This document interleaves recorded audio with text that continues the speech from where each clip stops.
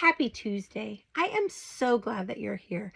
Today, again, we're going to be talking about fiction, but like I've talked about in the past, well, first off, we're not talking about my fiction today. We're talking about a great friend of mine.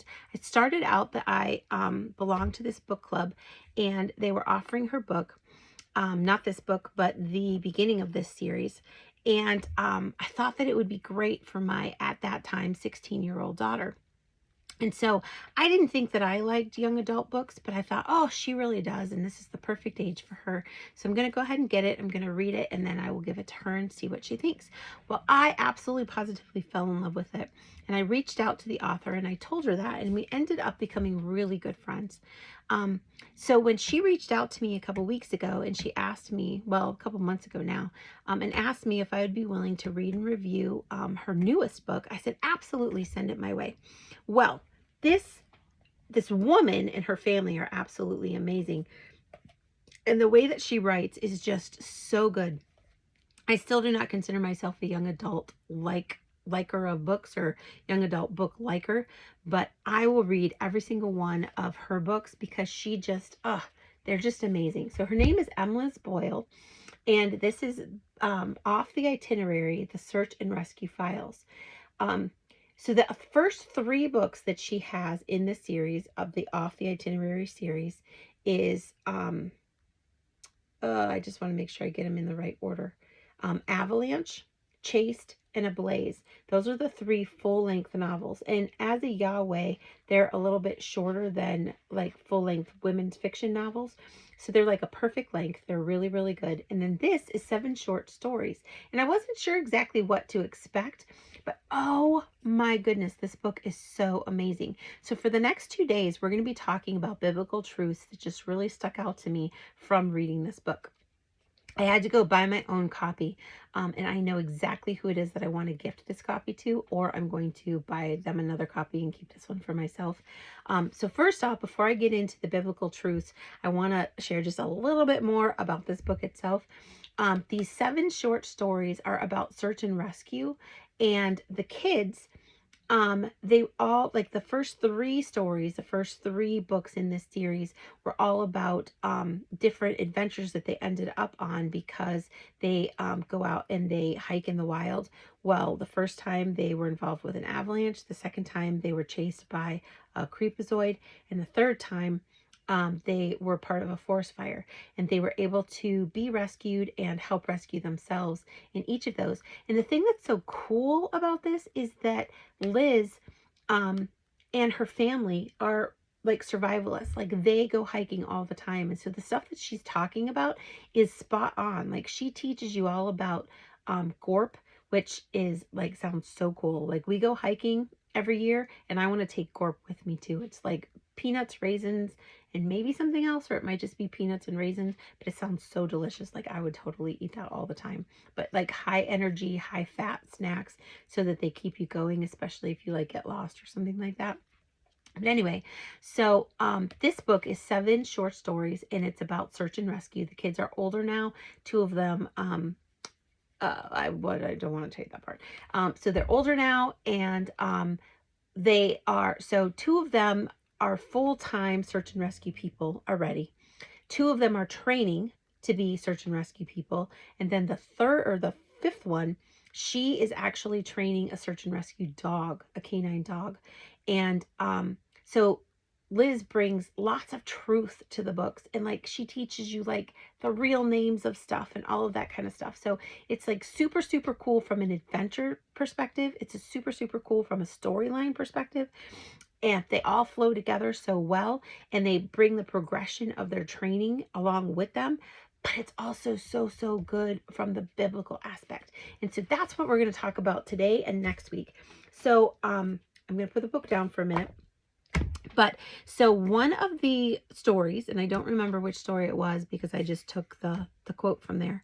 But so, oh, and the parents, I forgot to tell you, the parents are very involved too. Sometimes they go on the rescue adventures with the kids, and sometimes the kids go by themselves. Well, this particular story, the parents were with them. They were supposed to be on this vacation, and I think her name is Marlee. Marlee, sorry. Marlee is supposed to be learning how to run a rescue, like run a search and rescue herself. And so she has to practice on people. And so during one of their breaks, her family and Marshall, her boyfriend, so the two families are super, super close. So they were friends.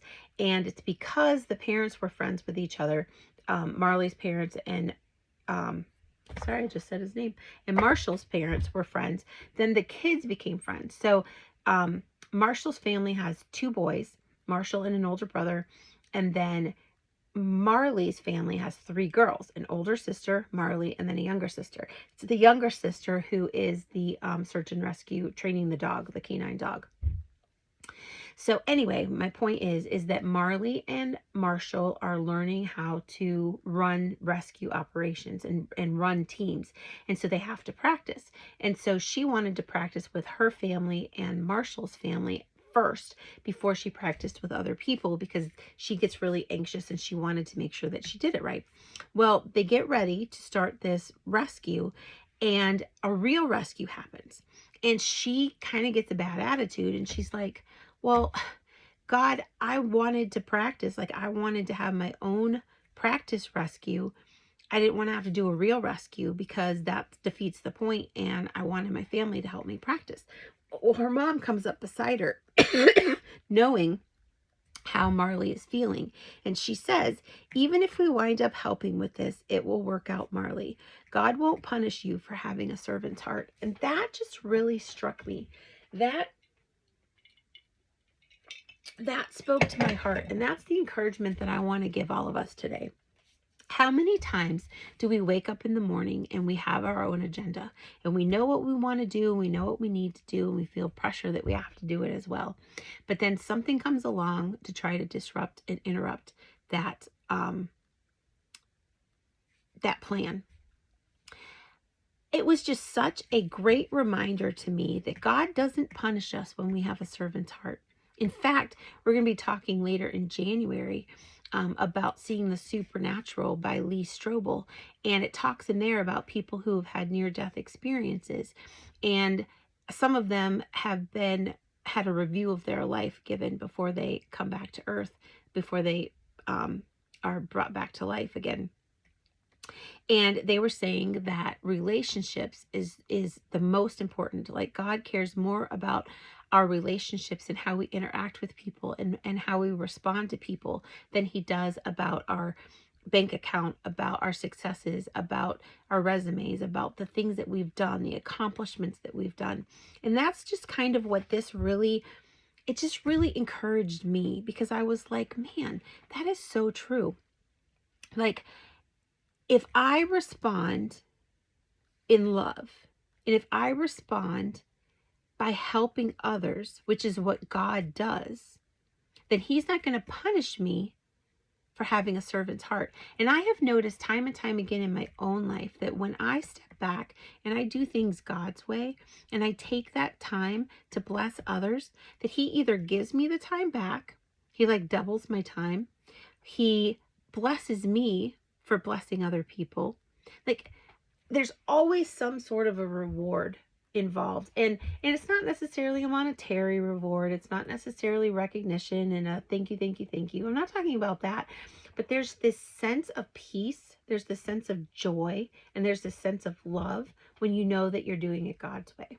And so that is just kind of what I wanted to encourage people with today, is that even if we wind up helping with this, meaning even if your plans are completely flipped upside down and nothing looks the way that it's supposed to look, it will work out, because God won't punish you for having a servant's heart. So I want to encourage you today to ask the Holy Spirit, what is it that you want me to do today? How can I be a blessing to those around me and to show your love to those that you put on my path? I pray that almost every single day, and it makes such a difference, because it puts me in that position of having that servant's heart. Instead of being all about focused on what I need to do and on my agenda, I'm focused instead on God and what he wants me to do. And then I know that at the end of the day, when I put my head on the pillow, that I have done what he asked me to, and that brings that joy and that blessing and that love. So if you liked this video, hit the like button. If you would subscribe, I would greatly appreciate it. And if this video you think would be a blessing to somebody else, please share it with them. Put comments in below and let me know what you think. And having said all that, I'm so glad that you're here. Have a great day, a wonderful Tuesday, and I will be back next week with another word of encouragement.